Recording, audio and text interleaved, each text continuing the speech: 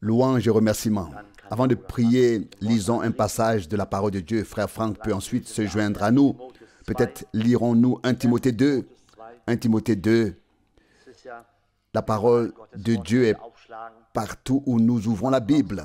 Personne ne doit s'énerver lorsque Dieu nous parle à travers sa parole. Ici, dans 1 Timothée 2, il est dit: je recommande donc, avant tout, qu'on fasse des demandes, des prières, des supplications et des actions de grâce pour tous les hommes. Verset 2, pour les rois et tous les eaux responsables, afin que nous puissions mener une vie calme et tranquille dans la piété et la dignité. Verset 3. C'est ainsi qu'il est louable et agréable à Dieu, notre Sauveur. Verset 4. Dont la volonté est que tous les hommes soient sauvés et parviennent à la connaissance de la vérité.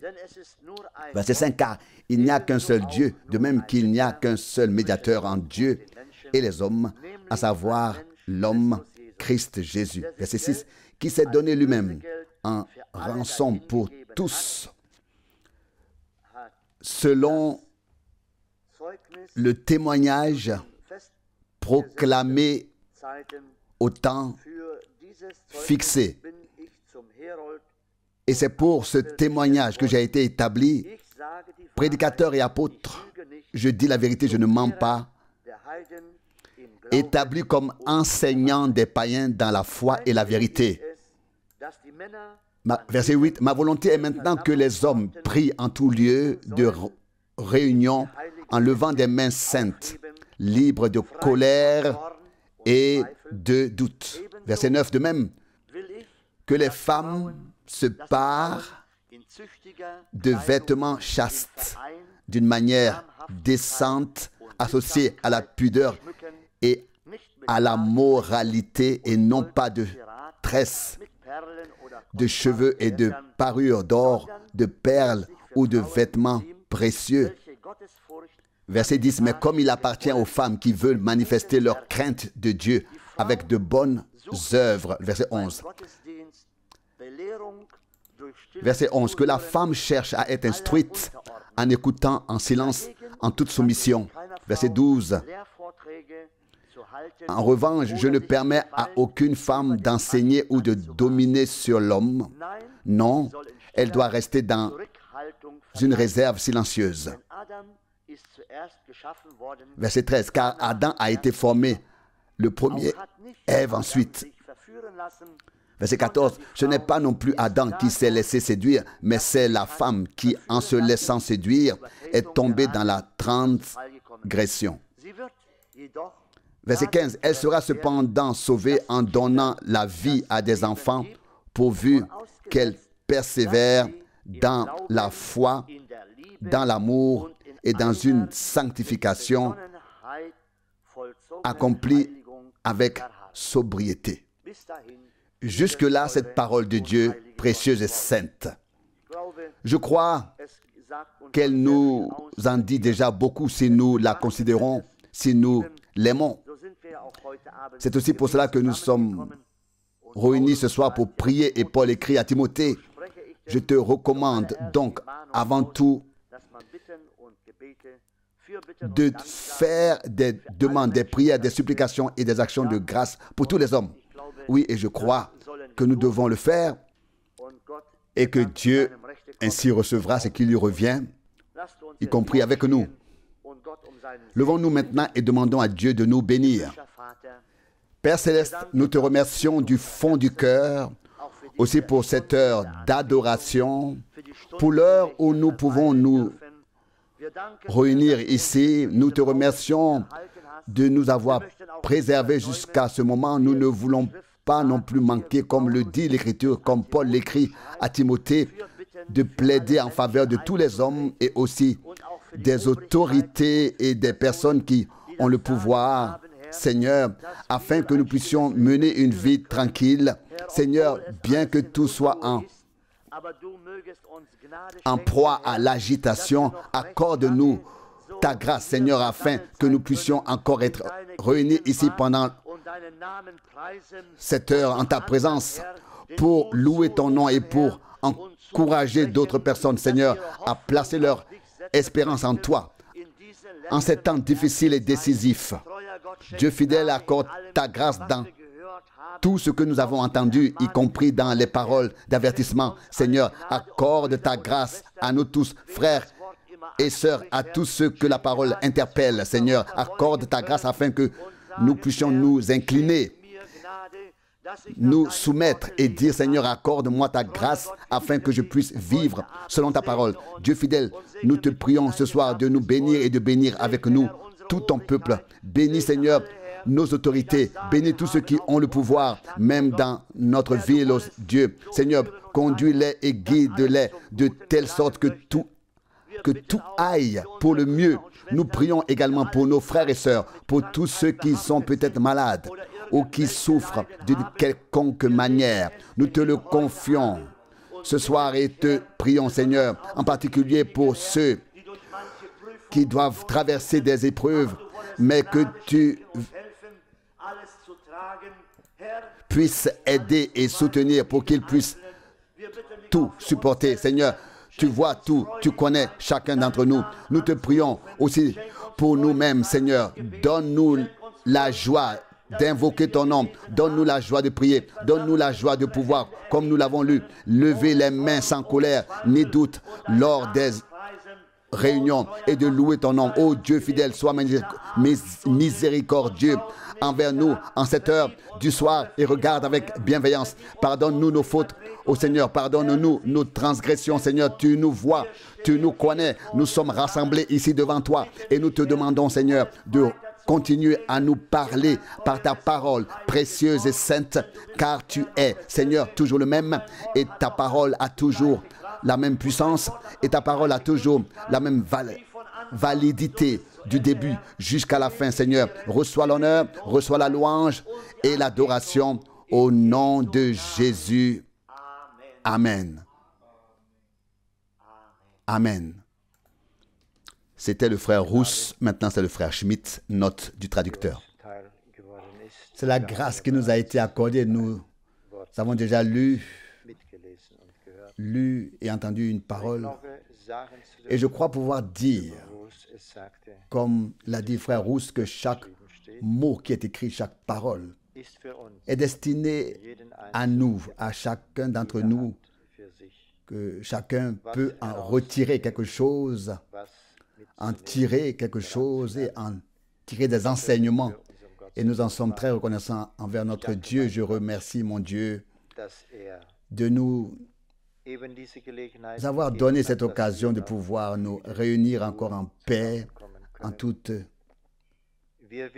tranquillité. Nous ne savons pas combien de temps cela durera, comme cela a déjà été dit, et l'apôtre Paul, ou plutôt le Saint-Esprit, par l'intermédiaire de l'apôtre Paul, a indiqué de quelle manière nous devrions nous comporter envers ceux qui se tiennent là pour nous, si je peux dire ça ainsi, en tant que dirigeants, se tiennent pour nous. Nous savons que toute autorité est établie par Dieu ou bien aussi voulue de Dieu selon la manière dont nous voulons le voir, mais nous savons qu'elle est l'exécutrice de la volonté de Dieu, ou comme le dit l'apôtre Paul lui-même, elle ne porte pas l'épée en vain, mais pas pour ceux qui accomplissent la loi, mais pour ceux qui sont contre la loi. Romains 13, 4. Et nous savons donc que le Seigneur nous a donné des ordonnances, et, si je peux dire, des lois. Il nous a donné des ordonnances que nous devons respecter ou auxquelles nous devons nous conformer. Et quand je regarde en arrière, ou quand nous regardons tous en arrière, j'ai lu ou nous avons tous lu dans l'Ancien Testament, et quand nous voyons comment Dieu, le Seigneur, a demandé à son peuple de le suivre, de respecter ses commandements ou sa volonté par la loi et les ordonnances. Mais qu'en était-il du cœur de l'homme? Ils ont toujours fait marche arrière, c'est-à-dire qu'ils se sont toujours égarés et se sont opposés à Dieu, non pas avec et sa parole, mais contre lui et sa parole. Et si nous regardons notre époque, nous constatons que les hommes n'ont pas changé. Nous nous demandons comment nous nous comportons face à la parole de Dieu, comment nous nous comportons face à sa volonté et à sa parole. Sommes-nous prêts à faire ou à faire ce qui lui plaît? Ici, l'apôtre Paul écrit aux Philippiens, je ne voulais pas et je ne prêcherai rien, je ne peux pas prêcher, mais je vais seulement lire cette parole et m'asseoir. Ici, l'apôtre Paul écrit aux Philippiens et dit dans Philippiens 2, verset 12, Philippiens 2, verset 12, c'est pourquoi mes bien-aimés, comme vous avez toujours obéi, non seulement quand j'étais présent, mais bien plus encore maintenant en mon absence. Mettez en œuvre votre salut avec crainte et tremblement. Verset 13, car c'est Dieu qui produit en vous le vouloir et le faire, afin que vous lui soyez agréable. Verset 14, faites tout sans murmurer ni douter. Verset 15, afin de vous montrer irréprochable et pur, comme des enfants de Dieu sans tache au milieu d'une humanité pervertie et corrompue, sous laquelle vous brillez comme des étoiles dans le monde. Verset 16, tenez-vous fermement à la parole de vie, pour ma gloire au jour du Christ. Car alors je n'aurais pas couru en vain et je n'aurais pas travaillé en vain. Verset 17, mais même si je devais être versé comme une libation sur le sacrifice et le service sacerdotal de votre foi, je me réjouirai quand même et je me réjouirai avec vous tous. Verset 18, réjouissez-vous aussi et avec moi. Ce sont des paroles que le Seigneur nous adresse et par lesquelles il nous parle. Que Dieu nous accorde sa grâce, afin que, comme le dit l'apôtre Paul, mes bien-aimés, comme vous avez toujours obéi, obéissez maintenant, non seulement comme en ma présence, mais même davantage. En d'autres termes, l'apôtre Paul voulait que cela soit dit, non seulement en sa présence, mais aussi en son absence. La parole qui a été prononcée,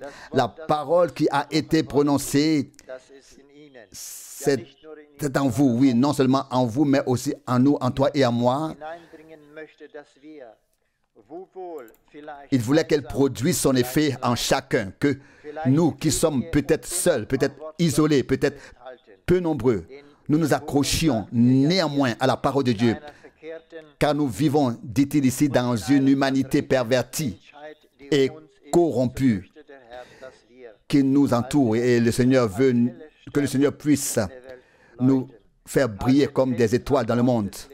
Verset 16, tenez bon à la parole de vie pour ma gloire au jour du Christ.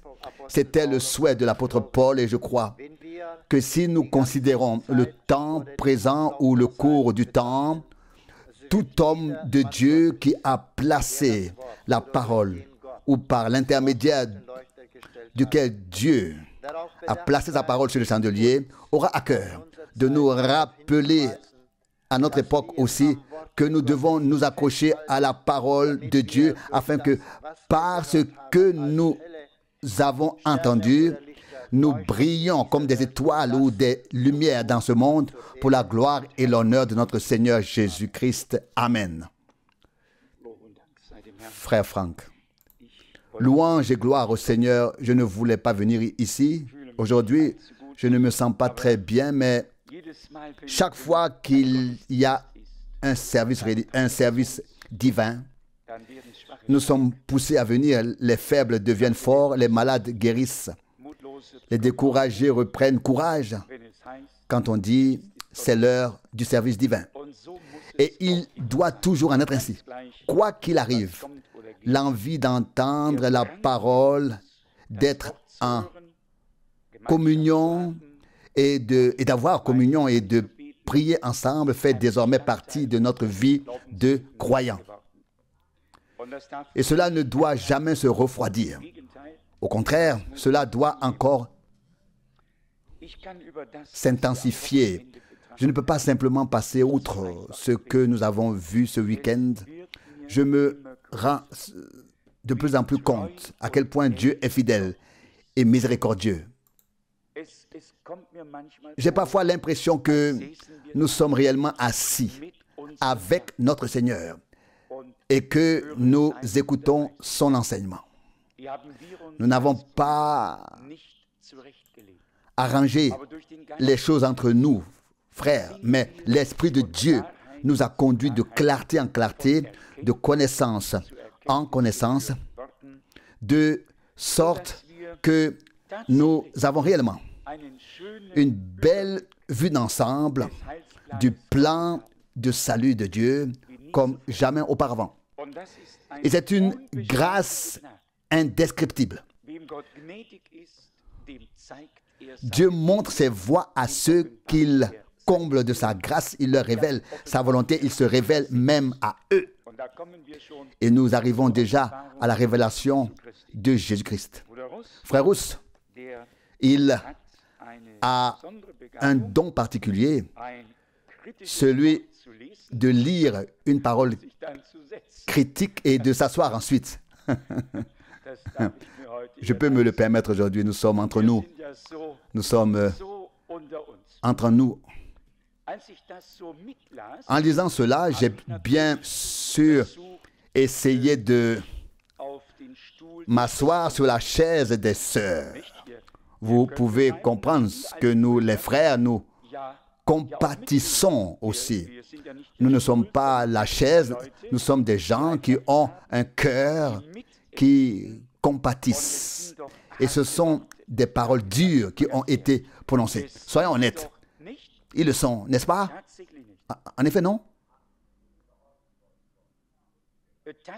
En effet, c'est dur. Mais je crois que c'était la réponse de Frère Rousse. Lorsque les gens peuvent se soumettre de tout cœur à cette parole de Dieu, alors le joug devient doux et le fardeau léger. Parce que nous sommes sous le même joug que le Seigneur et c'est lui qui porte le joug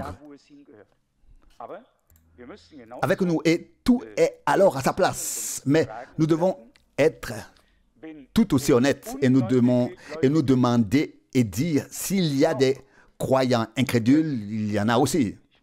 Je ne sais pas si c'est une bonne formulation, mais il y a suffisamment de croyants qui ne croient pas, comme le dit l'Écriture, et encore moins font, comme le dit l'Écriture. Il y en a un grand nombre, un grand nombre. Nous pouvons donc nous estimer heureux que Dieu nous ait accordé la grâce de dire vraiment oui à chaque parole de Dieu. Et puis, je l'ai dit un jour, même les femmes ont le paradis sur terre. Oui. Même les femmes ont le paradis sur terre si elles font ce que dit la parole de Dieu et prennent la place qui leur a été attribuée. Alors c'est l'harmonie bienheureuse et heureuse. Alors chacun sait qui doit faire la cuisine et qui doit faire le travail. C'est une bonne chose. Ici, dans l'Épître aux Philippiens, puis je vais à Galates 3. Je ne peux pas vous laisser partir comme ça aujourd'hui. Nous devons nous pencher sur la parole. Je dois prendre le pouls. Il faut que ce soit comme ça. Il faut prendre le pouls et voir comment les battements de cœur sont encore. Je veux dire spirituellement. Nous avons lu ici, lu avec vous le passage de l'Épître aux Philippiens 2 et après cela, je vais passer à Galates 3 et puis je reviens rapidement à l'endroit que Frère Rousse a lu. Je le trouverai plus tard. Aujourd'hui, ce ne sera donc pas une heure de prière, mais une heure de lecture de la Bible. Ici, voici ce qui est écrit au verset 14. Philippiens 2, verset 14. Faites tout sans murmurer, sans hésiter ou douter. Verset 15. Afin de vous montrer irréprochables et purs, comme des enfants de Dieu, irréprochables, au milieu d'une humanité pervertie et corrompue. Ces deux premières choses sont nécessaires pour pouvoir accomplir la deuxième ou être capable de l'être, sans murmurer et sans douter. Celui qui doute tombe dans l'incrédulité. Celui qui tombe dans l'incrédulité tombe dans la rancœur, dans les murmures. Et celui qui tombe dans les murmures tombe dans l'incrédulité. Et l'un entraîne l'autre. Et nous sommes emportés. Et ne pouvons alors pas nous montrer irréprochables en tant qu'enfants de Dieu au milieu d'une humanité pervertie et corrompue. Je ne sais pas, on ne devrait pas le dire, mais quand nous parlons ou lisons ici de l'humanité ou de cette race pervertie et déformée, corrompue, combien de fois nous devons nous poser la question, qu'en est-il de nous-mêmes? Et je veux être tout à fait honnête devant Dieu. Et chacun de nous doit devenir et être cela. En tant que croyants, ne sommes-nous pas parfois un peu emportés? Ne sommes-nous pas parfois emportés par la perversité et la perversion d'une partie de l'humanité sur laquelle nous vivons? Et cela peut arriver lorsque des murmures, des doutes se répandent à nous. Alors nous sommes également entraînés dans le fait que soudain les choses autour de nous ne peuvent pas être comme elles devraient l'être. Quand frère Schmitt a lu cela, cela m'a paru très très grand. Je me suis immédiatement demandé, Seigneur, où en suis-je et comment suis-je devant toi?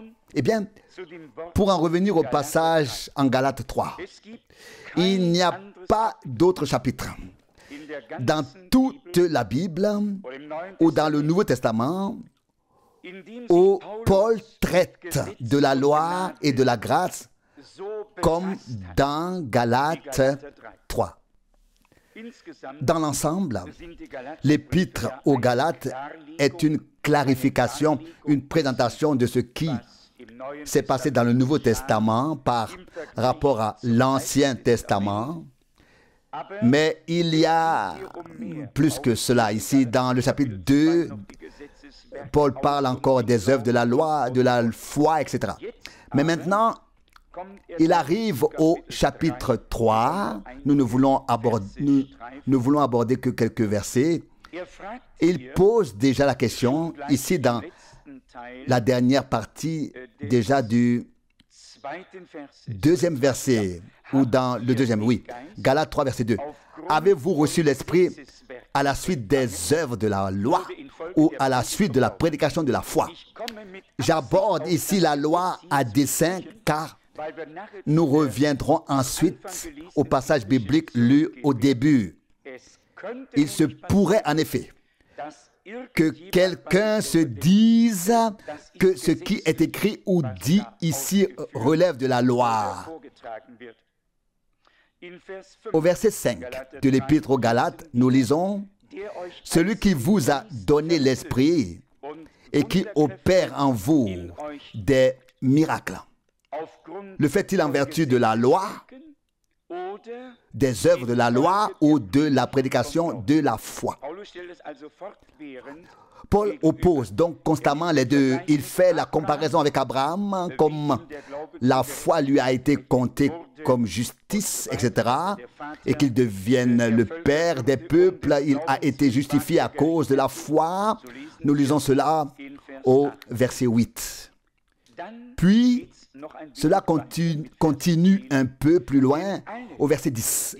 Galates 3, verset 10. Car tous ceux qui sont sous les œuvres de la loi sont sous la malédiction.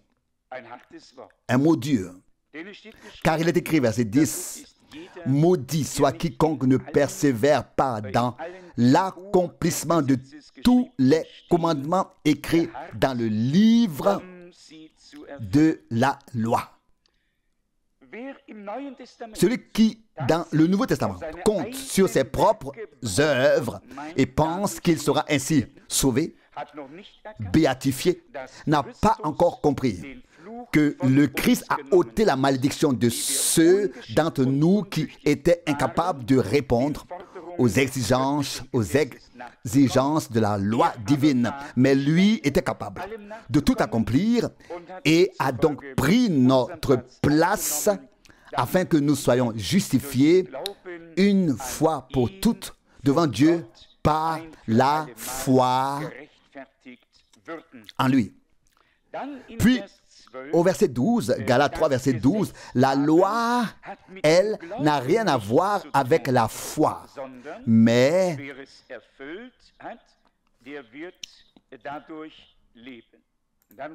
ici est valable, celui qui l'aura accompli vivra par elle. Et puis au verset 13, Christ nous a rachetés de la malédiction de la loi en devenant malédiction pour nous. Nous pouvons tous continuer à lire. Donc Christ nous a rachetés de la malédiction qui nous a frappés à cause de la transgression des prescriptions de la loi. Et il est dit au verset 14, la bénédiction promise à Abraham devait être accordée aux païens en Jésus-Christ afin que nous puissions recevoir par la foi l'Esprit qui avait été promis. La foi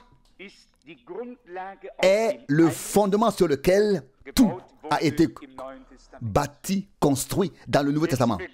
Tout a commencé par la foi et tout se terminera par la foi.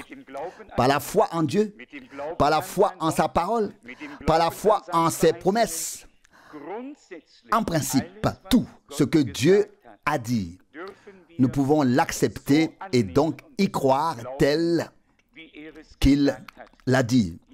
Voici alors la promesse. Il fait la comparaison du verset 15 au verset 18. La loi qui est venue 430 ans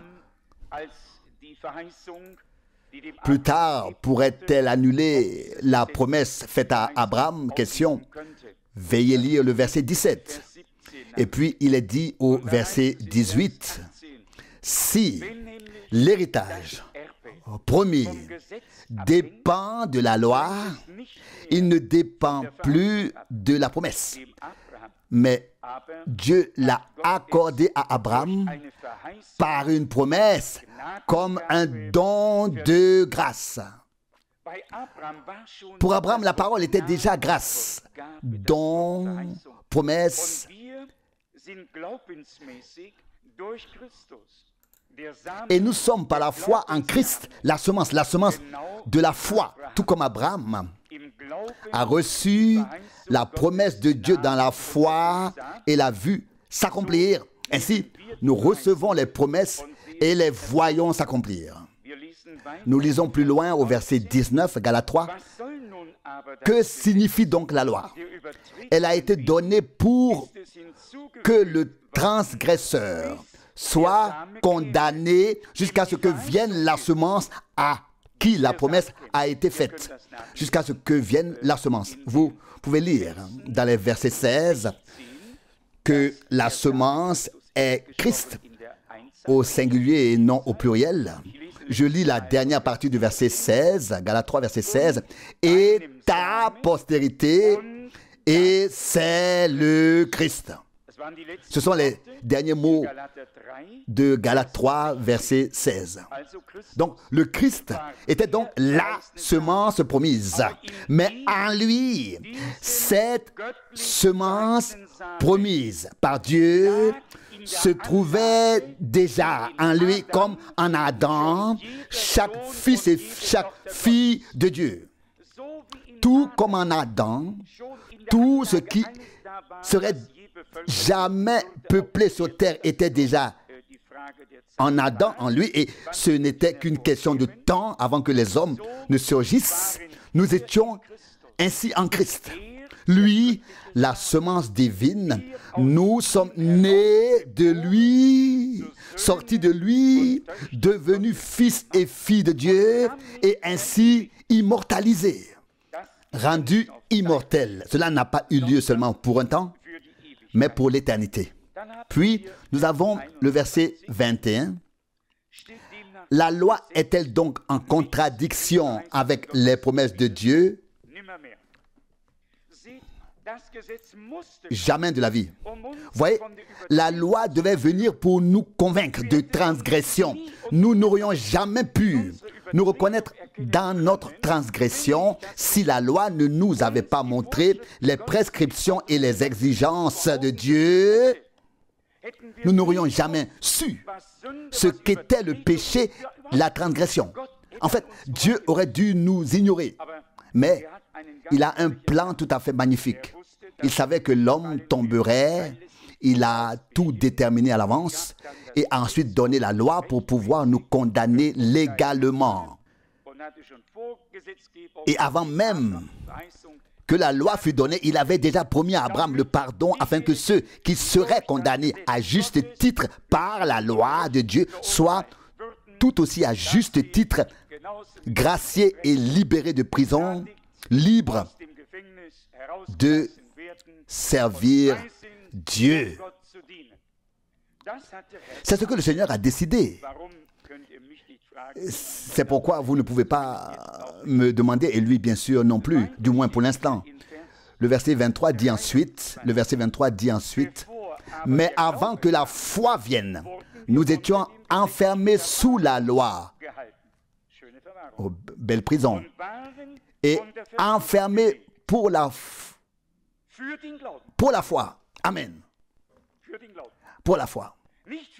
Pas pour la condamnation. Dieu lui-même, dans la loi, n'a pas condamné les croyants, mais les a seulement gardés sous garde jusqu'à ce que sa grâce envers nous puisse se manifester par le Christ. C'est une chose merveilleuse, n'est-ce pas? Oui. Dieu nous a gardés sous garde. Sous sa garde. La loi n'a pas pu nous rabaisser. Elle nous a seulement gardés sous sa garde jusqu'à ce que le Christ vienne nous racheter et que la foi nous soit donnée, comme il est dit ici, qui ne devait être révélée que plus tard. Verset 24, ainsi la loi est devenue notre éducatrice pour le Christ afin que nous soyons justifiés par la foi. La loi est devenue notre éducatrice. Elle nous impose certaines règles que nous devons respecter. Mais nous arrivons maintenant au point que je voulais aborder. Le verset 25 dit, mais maintenant, puisque la foi est venue, nous ne sommes plus sous un éducateur. Verset 26, car vous êtes tous fils de Dieu par la foi en Jésus-Christ. Verset 27, car vous tous qui avez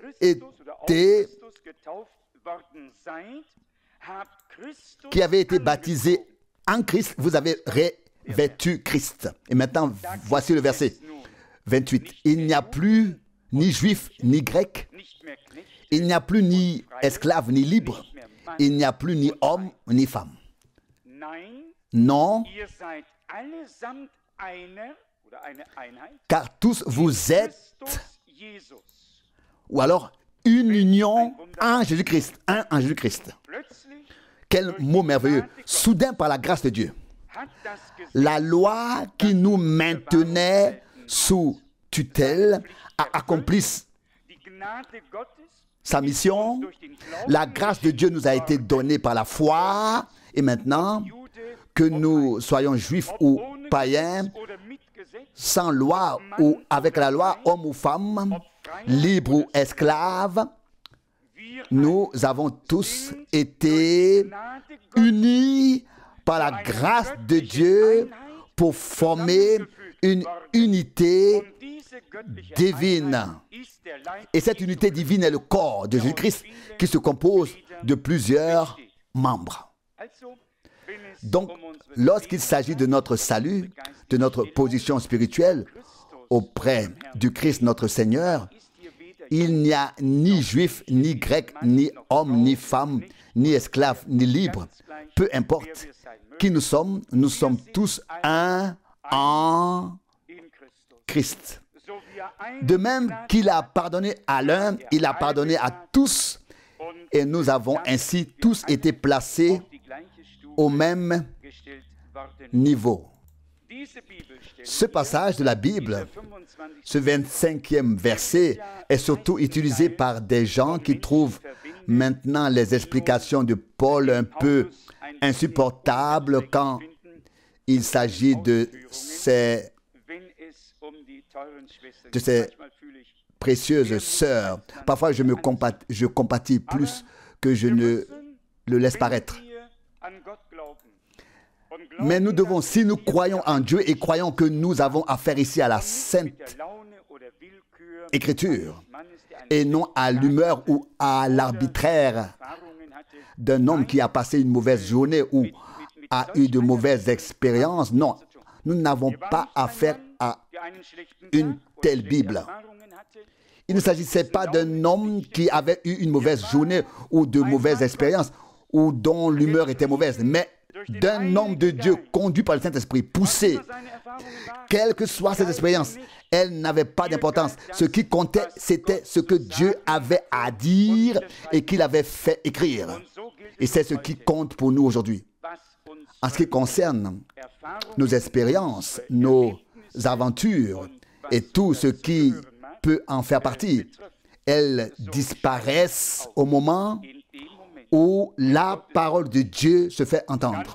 Alors, ce que nous ressentons, les valeurs que nous avons acquises par l'expérience, les opinions que nous avons, même si elles sont bonnes à nos yeux, ne comptent plus. Alors, ce que nous avons à apporter ou à dire n'a plus d'importance. Seul ce que Dieu a à dire compte. La première question que je voudrais poser aux frères aujourd'hui est, c'est l'heure de la leçon de Bible. C'est l'heure de la leçon de Bible.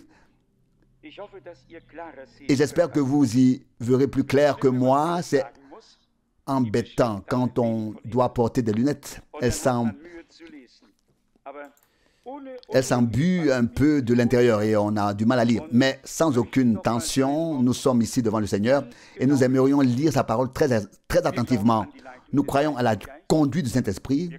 Nous croyons qu'une parole nous est donnée, que nous devons nous en édifier et nous en réjouir. Et Paul dit au verset 7, 1 Timothée 2, verset 7, il souligne sa position dans le royaume de Dieu, son ministère, sa tâche, et dit 1 Timothée 2, verset 7, c'est pour ce témoignage que j'ai été appelé à être prédicateur et apôtre. Je dis la vérité, je ne mens pas, établi comme enseignant des païens dans la foi et dans la vérité. Eh bien, combien d'entre vous pensent et croient que Paul était un apôtre et un enseignant? Je ne sais pas si vous m'entendez aussi mal que je vous entends. Alors, j'arrête de prêcher. Vous devez parler un peu plus fort, s'il vous plaît. On se décourage ici devant. D'une certaine manière, on n'a pas de relation directe avec les auditeurs à travers le système. C'est comme si on passait à côté, comme si on était dans le vide. Je dois vous entendre plus clairement. Sommes-nous convaincus ce soir que Paul à enseigner la vérité divine absolue. C'est mieux. Et ça peut encore s'améliorer. Maintenant, nous lisons la première partie. Non, nous lisons le verset 8 en entier. Mais Paul dit ici, ma volonté. Je voudrais aussi le dire très clairement, ma volonté. Il ne dit pas ainsi parle le Seigneur. C'était un homme de Dieu d'une telle grandeur. Et surtout dans 1 Corinthiens 7, il a fait la distinction. Et il dit une fois, c'est ce que le Seigneur ordonne. 1 Corinthiens 7, verset 10. Et puis il dit dans un deuxième passage, je dis, ça c'est moi qui le dis, en tant que quelqu'un qui a trouvé grâce devant Dieu. Paul était si honnête, si consciencieux, si sincère. Si Paul avait dit ainsi par le Seigneur aurait dû lui parler auparavant. Et il aurait alors pu dire, c'est la volonté de Dieu. Oui, alors il aurait dit clairement aussi, mais supposons qu'il ait considéré la volonté de Dieu comme étant aussi sa volonté et qu'il ait écrit ici. Verset 8. Verset 8. Ma volonté est que les hommes prient en tout lieu, de réunion en élevant des mains pures, sans colère ni mauvaise pensée, etc. Cela signifie-t-il que seuls les frères peuvent lever les mains lorsqu'ils se sentent poussés à prier? Oui, je demande. Nous avons une leçon de Bible. Que les hommes, en tout lieu de réunion, cela nous concerne aussi, en tout lieu de réunion, prient en élevant des mains pures, sans colère ni doute. Oui, c'est bien ce que cela signifie. C'est ainsi que cela doit être compris, que les frères et non les sœurs, que les frères présents à l'assemblée, quand nous nous mettons à prier et qu'ils ont une requête à présenter à Dieu, qu'ils prient à haute voix, qu'ils lèvent les mains et que nous les soutenions par nos prières. C'est ainsi que cela doit être compris. Libre de colère et de doute, que Dieu nous accorde d'être libre de colère et de doute avant de lever les mains. Avant de lever les mains. La parole adressée aux sœurs est la suivante. Verset 9. De même, je veux que les femmes se parent d'habits pudiques avec pudeur et modestie et non de tresses et d'ornements d'or, etc. C'est un mot que frère Rousse peut mieux lire que moi. Ornement ou parure. Je pense que le mot ornement en or aurait été plus approprié, non? Quelqu'un qui se pare d'or, de perles ou de vêtements précieux. Eh bien, mes frères, ce n'est pas nécessaire pendant le service divin. On n'a pas besoin de vêtements précieux, de perles, de bijoux en or ou de quoi que ce soit d'autre pour le service divin, mais d'un état d'esprit spirituel, d'un cœur que Dieu peut regarder avec bienveillance. Il est dit au verset 10, « Mais comme il convient à des femmes qui veulent manifester leur crainte de Dieu par de bonnes œuvres. » Nous n'avons plus besoin de vous le dire, cela va de soi, nous avons suffisamment écouté la parole de Dieu. Mais voici maintenant le verset décisif, verset 11. Que la femme cherche à être instruite en écoutant en silence, en toute soumission. C'est une parole très dure. Et pourtant, c'est comme un baume de Galade. C'est comme une pommade de Galade. Une femme qui peut accepter de tout cœur et dire Seigneur, c'est ainsi que je voudrais être. Cette sœur a le paradis déjà sur terre. Elle a toute l'instruction que Dieu peut donner. Elle saura tout ce qu'il y a à savoir. bien sûr, dans le domaine divin. Verset 11, la femme doit chercher à être instruite en écoutant en silence et en se soumettant. Si cela est garanti, alors chaque femme peut être aidée. Si cela n'est plus garanti, alors le prophète Michée ou le prophète Élie peuvent venir et il peut arriver que le prophète Élie ait peur lorsqu'une femme le menace, comme ce fut le cas à l'époque. Les femmes qui peuvent se soumettre à Dieu sont ce que Dieu peut avoir de mieux sur terre. Les femmes qui ne le font pas se soumettent automatiquement au malin. Nous obéirons à quelqu'un et nous nous soumettrons, si ce n'est à l'homme, alors au diable, l'un ou l'autre. Il y a suffisamment de femmes qui disent « Ah, je me soumets à Dieu, mais pas à toi. » Ils doivent écrire une nouvelle Bible alors. Une telle Bible n'existe pas. Une telle Bible n'existe pas. 1 Corinthiens 11, Dieu, Christ, homme, femme.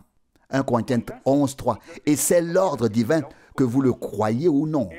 J'espère que vous le croyez.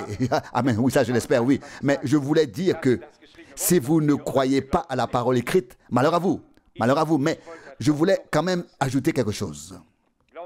Croyez-le. Cela sera une condition indispensable pour l'achèvement de l'Église épouse. Une condition qu'on ne pourra pas contourner. Afin que l'ordre divin soit rétabli et que les hommes puissent lever leurs mains vers Dieu sans colère ni doute, sans entrave.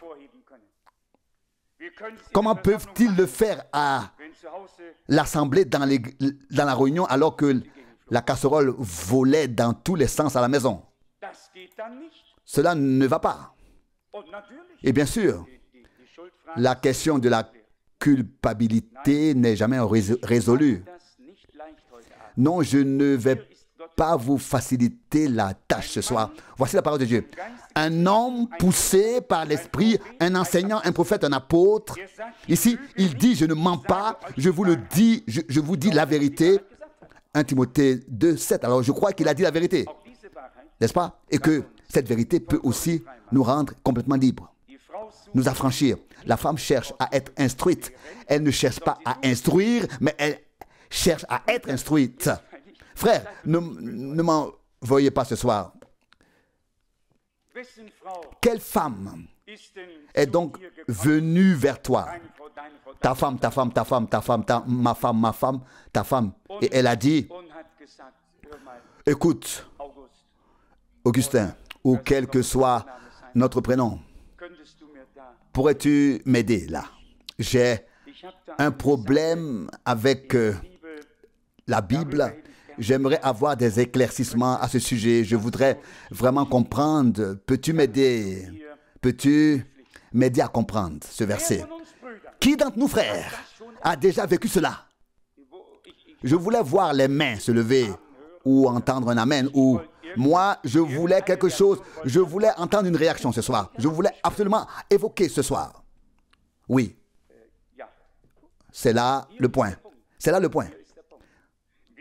Nous voulons une percée avec Dieu. Et je me considère comme un obstacle, je le dis très franchement, parce que je suis moi-même entravé par les circonstances. Mais je ne suis pas prêt à être le seul coupable. Je suis prêt à partager et à répartir le fardeau avec vous et à affronter Dieu ensemble, à nous tenir devant Dieu ensemble. Et c'est une bonne occasion d'écouter ensemble la parole du Seigneur, de l'écouter ensemble et de nous y soumettre. Au verset 11, la femme cherche à être instruite en écoutant en silence. C'est le mystère de tout, le secret, le silence pendant l'écoute. Si on parle entre-temps, cela ne donne rien. Mais si on peut rester silencieux pendant un moment sous le coup de la parole, alors ici, cela dit même, il est même dit ici avec toute soumission. Oh mon Dieu, et cela se lie à notre époque. Cela ne correspond pas du tout à l'époque. Mais cela convient au royaume de Dieu. Cela convient à l'église du Dieu vivant. Et c'est pourquoi nous voulons nous tenir dans la parole de Dieu. Mes sœurs, personne ne peut avoir autant de bienveillance envers vous que Dieu. Dieu ne peut avoir eu de mauvaises intentions. Au contraire, à votre égard, il n'a que des bonnes intentions à notre égard. Maintenant, il y a encore une chose ici, au verset 12. Par contre, je ne permets à aucune femme d'enseigner ou de s'arroger de l'autorité sur l'homme. Oui, Dieu ne le permet pas. Ou Paul voulait dire, disons maintenant pour ma part, Paul, mais il dit, je dis la vérité, je ne mens pas, je suis destiné à vous écrire tout cela, à vous donner l'enseignement. Par contre, je ne permets pas à une femme d'enseigner, verset 12, ou de s'arroger un pouvoir sur l'homme. Non, elle doit rester dans une réserve silencieuse. C'est une tâche difficile, dans une réserve silencieuse. Mais Dieu donne la force. Je ne suis pas convaincu que Dieu pose une exigence sans donner la possibilité de la remplir. De la remplir. Et comme nous l'avons déjà dit, son fardeau est léger et son joug est doux. Matthieu 11, 30. Et il peut être porté avec plaisir. Il ne sert pas. Il ne fait pas mal. Vous savez, autrefois, on ouvrait le joug des bœufs et on voyait parfois qu'ils étaient usés et qu'ils n'avaient pas l'air très beaux. Mais si nous marchons avec le Christ notre Seigneur et que le joug nous est imposé, alors il ne frottera nulle part. Il sera doux. Le fardeau sera léger. Il sera réalisable. Mais maintenant, le marteau arrive au verset 13. Car Adam a été créé en premier, puis Ève. Verset 14. Et ce n'est pas Adam qui s'est laissé séduire, mais la femme qui, en se laissant séduire, est tombée dans la transgression. On pourrait maintenant dire, Paul, que viens-tu faire ici après tant de temps alors que l'histoire du jardin d'Éden est déjà ancienne? Qu'est-ce que notre sœur Müller, Maya et qui que ce soit d'autres ont à voir avec Ève? Nous ne pouvons pas demander cela à frère Rousse, n'est-ce pas? Frère Schmitt, si nous voulions le demander, n'est-ce pas? On pourrait se demander, Paul, jusqu'où vas-tu? Tu vas au-delà de la loi, tu remontes jusqu'à Abraham, tu remontes jusqu'au jardin d'Éden et tu as soudain Adam et Ève ici dans la répartition ou dans cette image. Et comme il serait facile de dire, Paul, ce n'était pas nécessaire. Tu aurais dû laisser l'Ancien Testament et le péché originel de côté. Tu aurais dû prêcher la grâce ici. Mais croyez-moi, je suis reconnaissant que cet homme de Dieu ait vécu, que Dieu ait pu l'utiliser pour écrire toutes ces choses si clairement et si distinctement, afin que nous ayons encore aujourd'hui une orientation claire. Verset 13, car Adam a été créé en premier, puis Ève. Nous savons qu'Ève était d'abord en Adam. Verset 14, ce n'est pas Adam qui s'est laissé séduire, mais la femme qui, en se laissant séduire, a commis la transgression. Nous connaissons tous l'histoire de la chute. Et ici, Paul, conduit par l'Esprit, a mis en relation l'Église et le service divin, les réunions et les sœurs. Et il ne voulait rien dire d'autre que « sœurs ». Faites attention, ce qui est arrivé à Ève, qui était une fille de Dieu, Adam était un fils de Dieu, et Ève a été prise de lui, cela peut vous arriver très vite. Et il me vient maintenant une parole un passage à l'esprit de 2 Corinthiens 11 que nous avons lu récemment. Voici ce que dit 2 Corinthiens 11, verset 2. « Car je suis jaloux de vous d'un zèle divin, puisque je vous ai fiancé à un seul homme, pour vous amener à Christ comme une vierge pure. » Verset 3. « Mais je crains que comme le serpent séduisit autrefois Ève par sa malice, ainsi vos pensées ne soient entraînées vers le mal, loin de la simplicité et la pureté de votre esprit à l'égard du Christ. » Paul était inquiet. Il s'est donné du mal et il l'a clairement exprimé. Et voici encore une chose, mais je ne sais pas. La prochaine fois, je ne me lèverai pas. Ensuite, frère Rousse doit retourner devant et il doit ensuite examiner avec nous la parole qu'il a lue. Sinon, il doit exposer la parole qu'il a lue comme introduction avec nous. Ensuite, sinon, cela retombe toujours sur moi. Mais nous n'avons pas affaire ici aux frères. Vous le savez tous. Nous avons affaire à Dieu et à la parole de Dieu. Et si nous pouvons dire oui, avec ferveur, il n'y a pas de blessure, au contraire. C'est un baume, une parole bienfaisante pour nous tous. Ensuite, dans 1 Timothée 2, verset 14, Adam n'a pas non plus cédé à la tentation. C'est la femme qui, en se laissant séduire, a commis la transgression. Verset 15, elle sera cependant sauvée. Luther écrit ici, bienheureuse, béatifiée, en donnant la vie à des enfants à condition qu'elle persévère dans la foi et dans l'amour et dans une sanctification accomplie avec sobriété. La béatitude des femmes est soumise à des conditions et a été rendue dépendante de ces conditions. Une femme qui se marie et ne souhaite pas avoir d'enfant n'a aucune chance. Qui se dit, je ne veux pas avoir d'enfant, elle n'a aucune chance. Elle n'a tout simplement aucune chance. Ce n'est pas possible. C'est ici la parole de Dieu. Et il existe d'autres passages de la Bible qui le prouvent également. C'est écrit ici. Cependant, elle sera bienheureuse en donnant la vie à des enfants à condition qu'elle persévère dans la foi, dans l'amour et dans une sanctification accomplie avec sobriété. Combien se souviennent du sermon dans lequel frère Branham a justement mis l'accent sur ce point? Qui sait à quel point il a souligné? Il dit, les femmes américaines ne veulent pas d'enfants et elles achètent un chien ou autre chose. Et puis, elles nourrissent cette bête, dis-je ce soir, et y consacrent tout leur temps, mais elles ne veulent pas d'enfants. Car alors leur temps libre est limité, leur silhouette en souffrira peut-être un peu et tout le reste. Les femmes n'ont aucune chance. Elles n'ont absolument aucune chance. Dieu tient toujours ses promesses. Toujours. Dans tous les cas, il dit ce qu'il pense et pense ce qu'il dit. Mais parfois, ce sont des choses que Paul et frère Branham ont enseignées, ont dites, et nous n'y avons pas prêté attention. Mais chaque parole de Dieu est vraie et chaque parole de Dieu doit être prise en compte et respectée.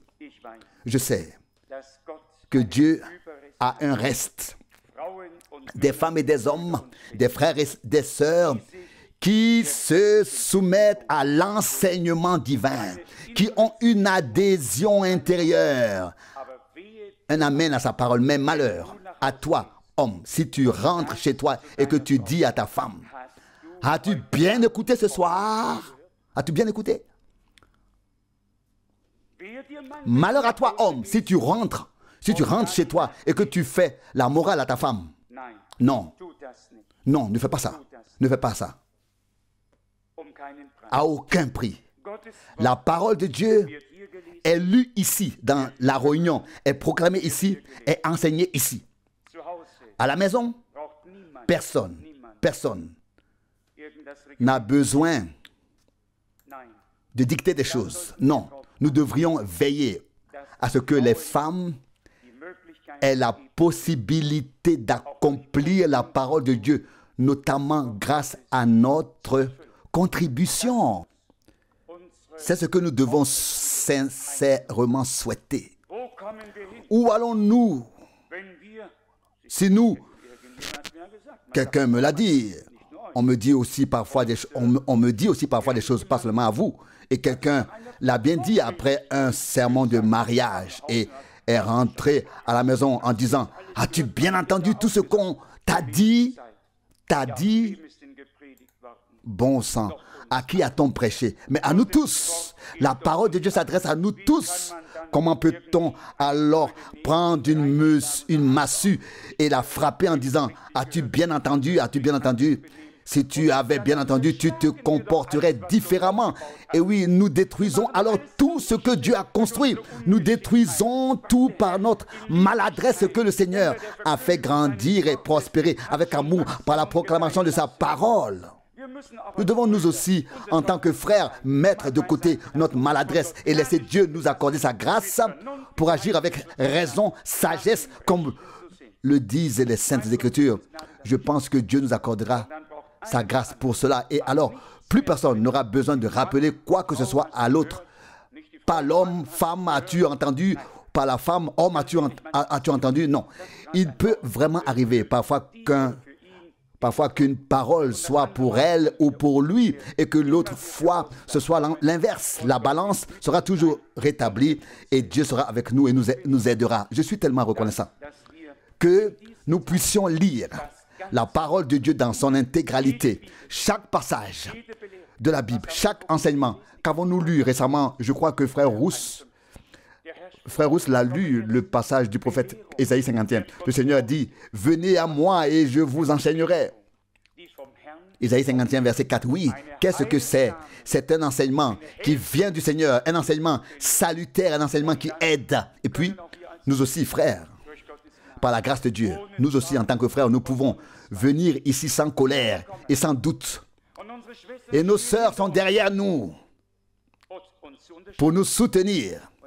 Et puis nous pouvons enfin lever les mains saintes vers Dieu, pures, sans colère et sans doute. Que Dieu nous accorde cela. Nous prenons aussi cette parole ce soir de la main du Seigneur et nous le remercions. Amen. Nous nous levons et remercions le Seigneur.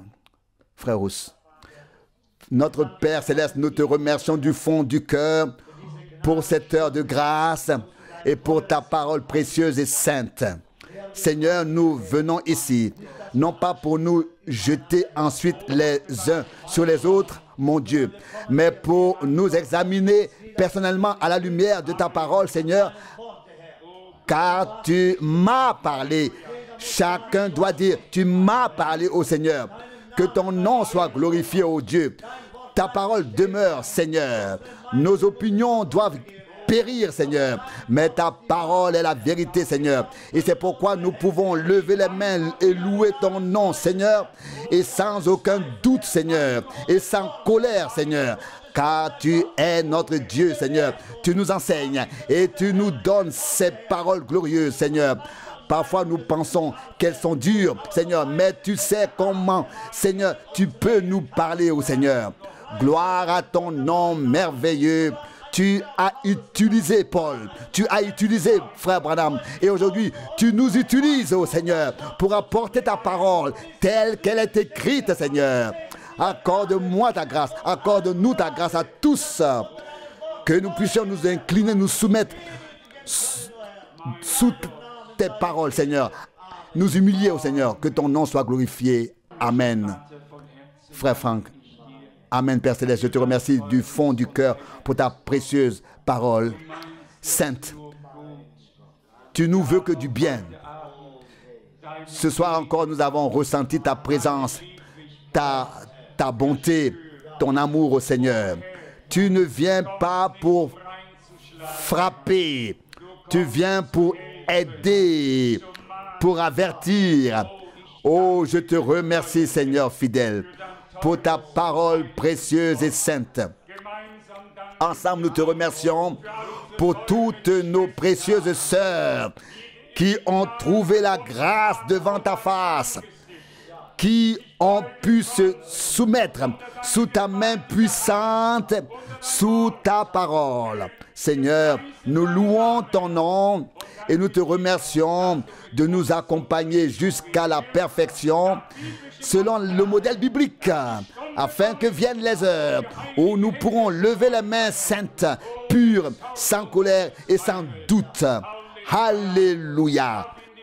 Faire régner l'ordre divin dans les mariages, dans les foyers, dans les familles, dans tout et dans l'église, afin que tu reçoives ce qui te revient. Nous t'adorons, ô Seigneur, ton nom. Amen.